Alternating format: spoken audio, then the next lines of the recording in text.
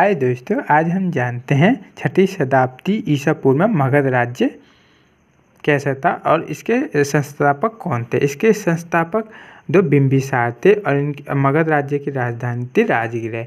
इनके पुत्र अजातशत्रु थे। अजातशत्रु ने बिंबिसार का वध कर दिया था और वध करके मगध राज्य पर आधिपत्य जमा लिया था। अजातशत्रु के पुत्र उदयन ने अपने पिता अजातशत्रु का वध करके मगध राज्य की राजधानी राजगृह से पाटलिपुत्र को बसा लिया था।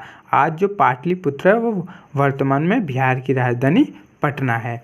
मगध क्यों प्रसिद्ध था? क्योंकि इसमें लोह के बहुत सारे भंडार थे, जिसके कारण यहाँ हथियार बनाने के लिए प्रचुर मात्रा में लोहा प्राप्त होता था, जिससे अन्य राज्यों के मुकाबले मगध शक्तिशाली राज्य था। और मगध राज्य ने हाथियों का युद्ध में सबसे पहले उपयोग किया था। ये सब एग्जाम में पूछे गए हैं कि हाथियों का युद्ध में सबसे पहले किस राज्य ने यूज करा था? मगध राज्य ने। और किन किन वंशों ने इस पर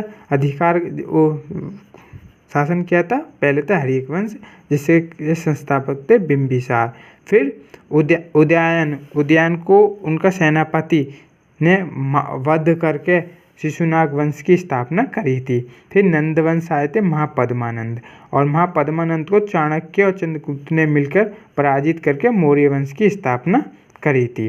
फिर चंद्रगुप्त मौर्य ने कुछ समय शासन करने के बाद उन्होंने जैन धर्म को अपना लिया था और किससे दीक्षा ली थी? बृहद्बाहु से। बृहद्बाहु से शिक्षा लेने के बाद वो कर्नाटक राज्य की एक गुफा श्रवणबेल गुफा में चले गए थे और वहाँ पे उन्होंने संन्यास ग्रहण करके अपने शरीर को कुछ समय बाद त्याग दिया था। ये एग्जाम में बहुत बार पूछा जाता है कि वो कहाँ गए थे? कर्नाटक में गए थे। किस गुफा में गए थे? श्रवणबेल गुफा में गए थे। किससे दीक्षा प्राप्त करी थी?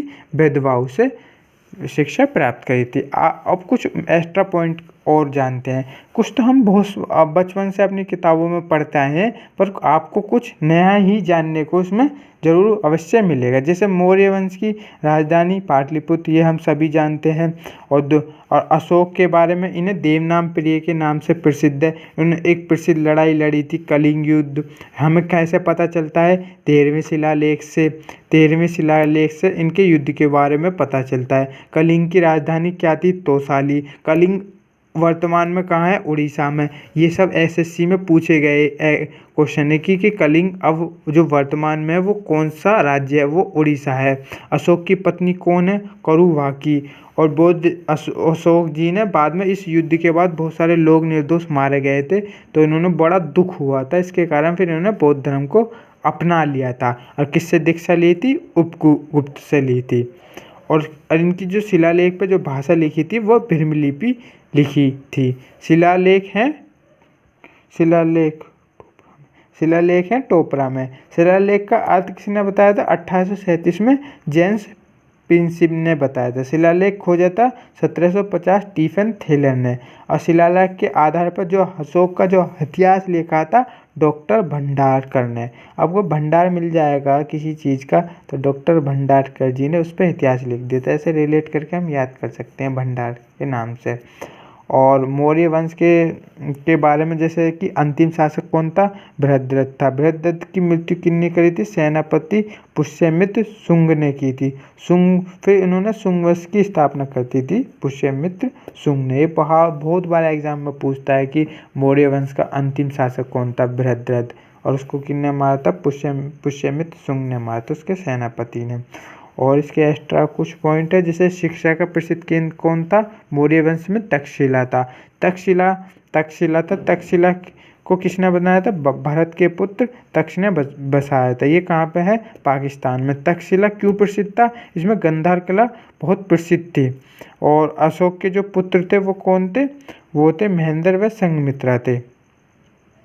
अशोक ने इन्हें फिर दक्षिण की तरफ भेज दिया था विजय प्राप्त करने के लिए और अपने बौद्ध धर्म को प्रचार करने के लिए। ये भी एग्जाम में पूछता है कि अशोक ने अपने पुत्र व पुत्री को कहाँ भेजा था बौद्ध धर्म का प्रचार करने के लिए? दक्षिण भारत में। इनके नाम है महेंद्र व संघमित्रा। और जो अशोक ने जो हमारे अशोक जी ने शिलालेखों पे अपनी विजय ये जो प्राप्त लिखते थे वो किससे सीखी थी ये पद्धति? ईरानियों से लिखी थी। ये ईरानी कौन थे? पारसी थे। ये जो टाटा जी हैं ये हमारे सब पारसी हैं, पारसियों से इन्होंने ग्रहण की थी ये पद्धति। और ये हमने जान लिया पुराणों में अशोक जी को हर्षवर्धन के नाम से जाना जाता है। और पतंजलि जी ने महाभाष्य ग्रंथ लिखा था। इस महाभाष्य ग्रंथ में ऐसा क्या है? मौर्य शासक जो आर्थिक संकट से कैसे उभरा उसके बारे में पतंजलि जी ने ये लिखा था। बस कुछ यही दोस्तों, यही एक्स्ट्रा पॉइंट है। देखने के लिए बहुत बहुत धन्यवाद दोस्तों, आप सभी का।